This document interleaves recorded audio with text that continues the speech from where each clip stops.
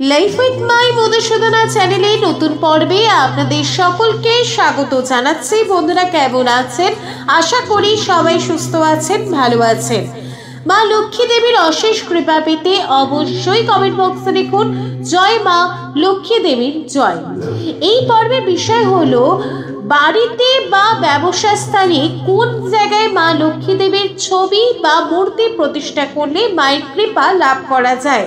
যদি আপনি আর্থিক কষ্টে ভোগেন, আর্থিক অনটনে ভোগেন, মায়ের কৃপা কিছুতেই লাভ করতে পারছেন না, তাহলে বাড়িতে কিংবা ব্যবসা স্থানে এই জায়গায় এই স্থানে প্রতিষ্ঠা করুন মা লক্ষ্মীর ছবি বা মূর্তি। মা লক্ষ্মীর কৃপা সর্বদা আপনার উপর থাকবে এবং মা লক্ষ্মী দেবী সেই স্থানে সর্বদা বিরাজমান থাকবে। কোন স্থানে প্রতিষ্ঠা করতে হবে মা লক্ষ্মী দেবীর ছবি বা মূর্তি সেটাই জানবো এই ভিডিও থেকে। ভিডিওতে যাওয়ার আগে লাইফ উইথ মাই মধুসূদনা চ্যানেলকে সাবস্ক্রাইব করুন, লাইক কমেন্ট শেয়ার করুন, ধার্মিক হয়ে নোটিফিকেশন ঘন্টাটা বাজিয়ে দিন।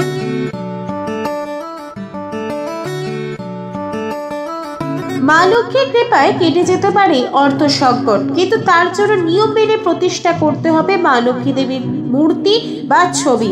জীবনের অনেক সময় অর্থ কষ্টের মুখোমুখি হতে হয় মানুষকে। এই সময় মা লক্ষ্মীর কৃপা থেকে তারা কিছুটা বঞ্চিত হন, তবে কৃপা লাভ করা যেতেই পারে খুব সহজে। সেই জন্য দরকার ভক্তি ভরে দেবীর কাছে প্রার্থনা করা। এছাড়াও দেবীর মূর্তি বা ছবি ঘরের বিশেষ জায়গায় রাখলে মা লক্ষ্মী দেবীর কৃপা, মা লক্ষ্মী দেবীর আশীর্বাদ সহজেই লাভ করা যায়। ঘরে কোথায় রাখবেন মা লক্ষ্মী দেবীর ছবি বা মূর্তি, আর ব্যবসার ক্ষেত্রে বা অফিসে কোথায় রাখবেন মা লক্ষ্মী দেবীর ছবি কিংবা মূর্তি। প্রথমে আসা যাক ব্যবসায়িক প্রতিষ্ঠানের কথায়। যদি ব্যবসার জায়গায় উন্নতি করতে চান, মা লক্ষ্মী দেবীর কৃপা পেতে চান, তাহলে ব্যবসা স্থানে উত্তর পূর্ব কোণে ঈশান করে মা লক্ষ্মী দেবীর ছবি কিংবা মূর্তি প্রতিষ্ঠা করতে হবে। যদি ব্যবসা স্থানে ঈশান করে মা লক্ষ্মী দেবীর ছবি বা মূর্তি প্রতিষ্ঠা করা সম্ভব নয়, তাহলে উত্তর দিকে বা পূর্ব দিকে মা লক্ষ্মী দেবীর মূর্তি বা ছবি প্রতিষ্ঠা করতে হবে। তবে ব্যবসা স্থানে মা লক্ষ্মী দেবীর ছবি বা মূর্তি প্রতিষ্ঠা করলে অবশ্যই ভগবান শ্রী গণেশের মূর্তি বা ছবি প্রতিষ্ঠা করতে হবে।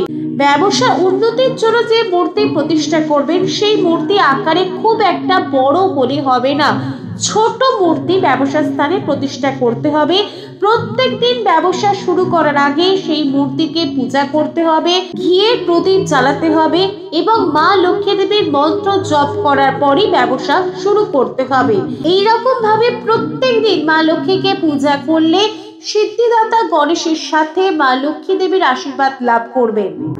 বাড়িতে মা লক্ষ্মী দেবীর কৃপা পেতে চাইলে বাড়িতে কোন স্থানে মা লক্ষ্মী দেবীর ছবি বা মূর্তি প্রতিষ্ঠা করবেন। সংসারে সর্বদা সুখ শান্তি চাইলে বাড়ির উত্তর বা পূর্ব দিকে অর্থাৎ ঈশান কোণে পূজা ঘর তৈরি করতে হবে এবং সেইখানে দেবী লক্ষ্মীর ছবি বা মূর্তি প্রতিষ্ঠা করতে হবে। যদি আপনার পক্ষে বাড়িতে ঈশান কোণে দেবী লক্ষ্মীর ছবি বা মূর্তি প্রতিষ্ঠা করা সম্ভব না হয়, তাহলে যে স্থানে আপনার বাড়ির পূজা ঘর রয়েছে সেই স্থানে একটি মা লক্ষ্মীর শ্রীযন্ত্র ছবি বা মূর্তি প্রতিষ্ঠা করতে হবে। যদি আপনার বাড়িতে স্ফটিকের শ্রীযন্ত্র স্থাপন করতে পারেন এবং নিয়মিত সেবা করতে পারেন, তাহলে সব সময় আপনার গৃহে মা লক্ষ্মী বিরাজমান থাকবেন। প্রত্যেক দিন সকালে স্নান সেরে শুদ্ধ বস্ত্র পরে শ্রীযন্ত্রকে অভিষেক করতে হবে, সিঁদুর ও চাল দিয়ে তিলক করতে হবে এবং মা লক্ষ্মী দেবীর বীজ মন্ত্র 108 বার প্রত্যেক দিন সকালে জপ করতে হবে।